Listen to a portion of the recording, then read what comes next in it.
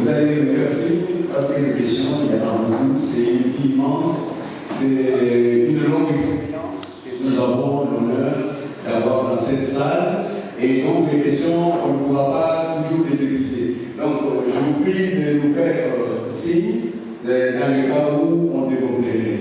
Alors, je ne reviens pas sur la présentation des écrivains parce que c'est suffisamment fait. Madame de la ministre est revenue sur les grandes lignes. Peut-être pour la présenter, nous aurons donc parlé à partir de quelques questions, ses réactions par rapport à sa vie, donc son parcours, c'est ça. Et après cette intervention, nous aurons son parcours. Nous allons poser des questions sur ses œuvres et nous allons également voir la réception des équipes et l'impact.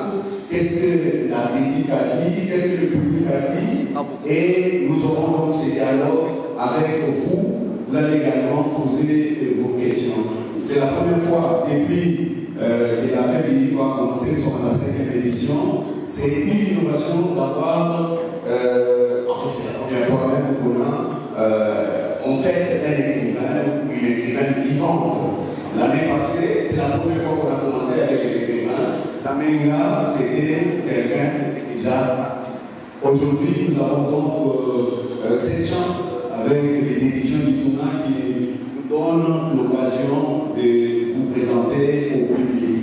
Professeur, pouvez-vous dire quelle représente pour vous et une belle fête, la fête du livre de Nigeria? Qu'est-ce que ça représente pour vous? Monsieur, merci. Je voudrais dire juste un petit mot à mon fils, c'est-à-dire au recteur de l'UNESCO. À M. l'abbé Apollinaire, et à tous ceux qui ont contribué en cachette, en silence, à ce que je sois aujourd'hui ici devant vous. Vous acceptez que je suis très heureux. Voilà, c'est vous de monsieur. Voilà, madame professeure. Vous, personnellement, comment percevez-vous votre rôle en tant qu'écrivain dans une société congolaise comme la nôtre? Votre rôle à vous en tant qu'écrivain? C'est une question pertinente qu'on pose souvent aux écrivains, mais personnellement, je ne me suis jamais considéré comme écrivain. C'est pour cela que la plupart d'entre vous n'ont jamais entendu parler de moi. Mais ceux qui ont la tradition de dire, je suis dans leur manuel scolaire, jusqu'à Moscou, jusqu'aux États-Unis, il y a mon neveu qui vit là-bas, qui est rentré, qui a dit à ma soeur, tu sais, mon fils est tellement fier, quand on a nommé des professionnels des écrivains congolais, c'est ton nom qui est parmi, et il ne s'est pas empêché d'écrire, c'est maintenant. Donc, je ne fais rien pour être comme écrivain, parce que je commençais très jeune, vraiment, à peine j'avais 16 ans, je crois, peut-être même 15 ans, quand mes premiers poèmes ont commencé à sortir. Donc, je ne peux pas refaire l'histoire de la personne que je suis aujourd'hui pour reconstruire ma vie d'écrivaine. Je suis tout simplement une personne qui éprouvait certains sentiments quand j'avais 16 ans, 17 ans, et je lisais beaucoup au niveau familial. Et je me suis dit, mais moi aussi, je peux extérioriser sur papier ce que j'éprouve. Je ne pensais à rien d'autre. Donc, il est difficile que je raconte une histoire construite, et ce n'est pas personnel non plus, parce que j'ai un frère qui est écrivain et une sœur qui a été le prix Excellence du concours Senghor, le concours César Senghor. Donc c'est une tradition familiale. On a eu cette chance au niveau de la famille d'être éduqué dans un milieu intellectuel des parents, puisque moi j'étais enfant et qui nous a naturellement conduit à ce qu'on pense, que les autres pensent dans le monde, mais pas seulement dans notre pays. Voilà, je ne sais pas vous dire plus sur dans l'absolu, mais si vous me posez des questions précises, je veux bien vous répondre. Parce qu'entre-temps, j'ai grandi, je commençais à réfléchir sur moi, sur ma propre vie. Mais ce que je voudrais aussi vous dire par rapport à l'écriture, ce que vous appelez l'écriture, c'est la littérature. La littérature, c'est une œuvre personnelle, on exprime les sentiments personnels. Et au départ, franchement, personnellement, je n'avais pas de but que de m'exprimer, mais j'ai vu qu'à l'époque, ça a influencé beaucoup de jeunes congolais qui ont commencé à écrire, parce que mes poèmes étaient publiés dans le Congo, Afrique. Il y a longtemps, vous savez, je vais d'abord me présenter personnellement. C'est-à-dire, je m'appelle, sur mon carnet de baptême, c'est Zouji Clémentine Gabrielle Madia.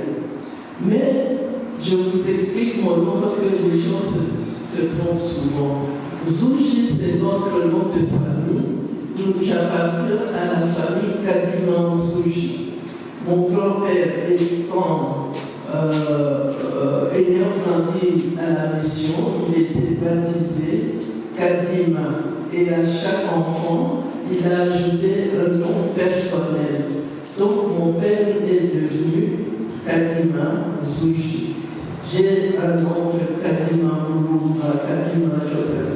Donc chaque enfant a son nom qui les spécifie, mais nous avons un nom familial que tous les Kadima possèdent et qui est le nom officiel.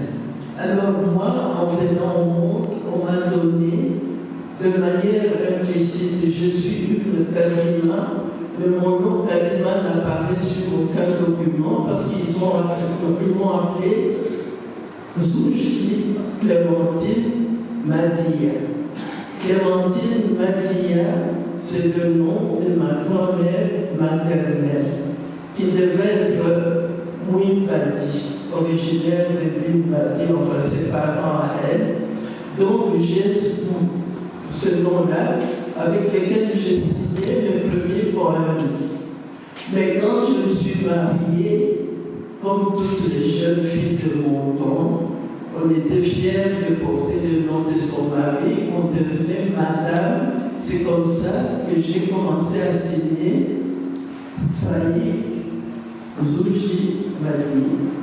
Et un jour, j'avais peut-être un livre, j'ai été invité par le département d'État américain qui invitait les personnalités du monde pour l'honneur, pour leur faire découvrir les États-Unis. Et j'étais parmi eux parce que ces gens-là connaissaient ce que j'écrivais et étaient au courant aussi de mes articles sur les traditions orales. Alors ils m'ont invité aux États-Unis, c'est une invitation avec beaucoup d'honneur. Ils m'ont fait visiter la plus grande bibliothèque du monde, qu'on appelle Bibliothèque du Congrès. Alors, le bibliothécaire m'a dit, Madame, vous savez, vous nous posez le problème, parce que dans notre bibliothèque, vous êtes à deux endroits, Zouji Clémentine et puis Faye Zouji. Donc, quelqu'un qui cherche une information sur vous doit aller à F ou à L. Parce que c'est comme ça que s'organise une bibliothèque importante. Alors, à partir de ce moment-là, j'ai gardé le nom Faye, qui était mon nom de mariée, et puis le nom de mes enfants, ce qui était normal. Et j'ai ajouté alors, j'écris Faye Ozouji pour des travaux qui sont plutôt scientifiques. Et si j'écris encore aujourd'hui le poème, je vais écrire mon nom de Ozouji Fermonté. Voilà, c'est ça. Parce que les gens se trompent, je ne suis pas Faye, je suis Ozouji, quasiment Ozouji, voilà. Mais Faye, c'est le nom de mon mari. Et comme ce n'est pas l'écriture qu'on me connaît, on verra Faye Ozouji. Et ça, c'est en tant que scientifique que j'obéis aux lois internationales des bibliothèques pour que les gens qui travaillent dans les bibliothèques puissent placer la même personne au même endroit.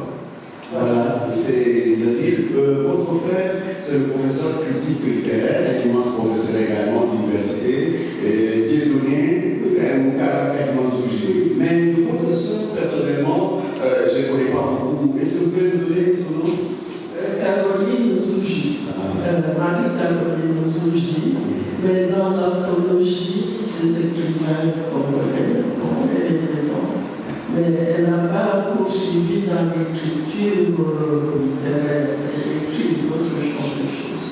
Voilà, c'est des vies. Professeur, vous venez au monde un certain 21 janvier. Ce qui m'intéresse ici, c'est les territoires. Vous venez au monde à Djofa. Et quand vous citez vos origines, on sent que vous n'êtes pas des Djofa. Djofa, c'est actuellement dans la province de Lomami. Alors, très tôt, vous rentrez sur Kinshasa. Je crois, avant même d'avoir 5 ans ou 3 ans, vous revenez sur Kinshasa. Comment expliquez-vous cette naissance à Djofa? Parce que chaque fois qu'on dit né à Djofa, c'est aussi intriguant. Là, c'est la vie de mes parents que je dois expliquer. Hein, parce que mon père, Ozouji Nicolas, et voilà, j'ai des problèmes. Je ne sais pas vous dire. Donc, je plaisante. Oui. Pour vous dire que l'origine de la personne ne correspond pas nécessairement à l'endroit où la personne a vécu. Donc, mon père, Ozouji, et Moulba, Moubadish, voilà. Alors, ma mère, elle est Moussonnier, Bassara, oui, mais je cite parce que, enfin, oui, c'est pas une hésitation, je le sais, mais ça ne me vient pas. Mon père et ma mère n'ont jamais vécu dans leur région d'origine, parce que mon grand-père paternel, Kadima, était né, on situe en 1892. Et c'était encore le patient. Et il se trouvait avec sa maman, c'était un garçonnet, il devait avoir 10 ans. Il se trouvait avec sa maman dans le village de sa maman, Papa Chimouna, c'est aussi Papa Dish. Et puis, un jour, ils ont entendu, les gens disent, il y a pas de loi. C'est-à-dire les Arabes entraient avec des coups de fusil, donc ils entendaient tout ça. Et donc, mon père, qui était un gamin, était dans les champs, et la maman était à la maison. Et chacun allait de son côté, ne s'est plus jamais retrouvé. Ce qui fait que mon père a fui de son côté avec des gens qui fuyaient vers l'ouest. Et ma grand-mère, enfin non, sa mère, oui, c'est ça. Non, c'est mon grand-père qui c'est pas mon père, c'est mon grand-père. Donc, a fui de son côté et sa maman de son côté. Ils ne se sont plus jamais retrouvés. Et mon grand-père a suivi des adultes qui allaient vers l'ouest, jusqu'au moment où ils sont arrivés quelque part et que les missionnaires venaient entrer aussi dans cette région-là, c'est-à-dire à Mikala. Et les missionnaires ont pris tous les enfants qui étaient sans parents, ils les ont gardés à la mission. ils ont élevé, ils leur ont appris un métier. Ce qui fait que mon grand-père, on les appelait balles à mission, c'est-à-dire des enfants élevés, éduqués par les missionnaires. Il y avait des garçons et des filles, des enfants qui étaient perdus. Et mon grand-père est resté là-bas.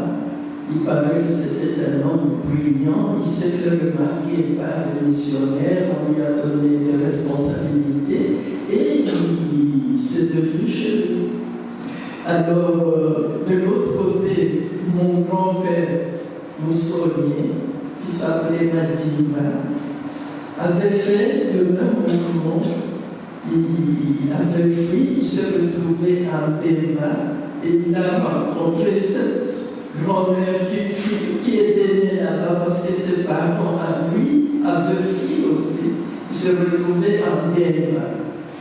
Donc, mon grand-père maternel a rencontré ma grand-mère Madia et se sont mariés. Les deux enfants se sont rencontrés plus tard. Donc, c'est une histoire très complexe qu'on ne sait pas raconter parce que quand nous étions à Louvorbourg, à l'époque où on a commencé à chasser les gens qu'on appelait Baluba, ma mère ne savait pas qu'elle avait un autre lieu que là, à Louvorbourg où nous étions. Elle m'a dit, moi, que tu dis là, au Carabas, qu'elle peut trouver du pays. Nous, les enfants, on avait des sentiments, puis chez nous, c'était à Louvorbourg. Et puis, ils ont dû quand même quitter Louvorbourg pour la sécurité. C'est comme ça qu'on s'est dit Balouba. Et je crois que c'était la première fois qu'ils voyaient un lieu qu'on leur disait ce chez vous, parce qu'ils avaient le sentiment que c'était chez eux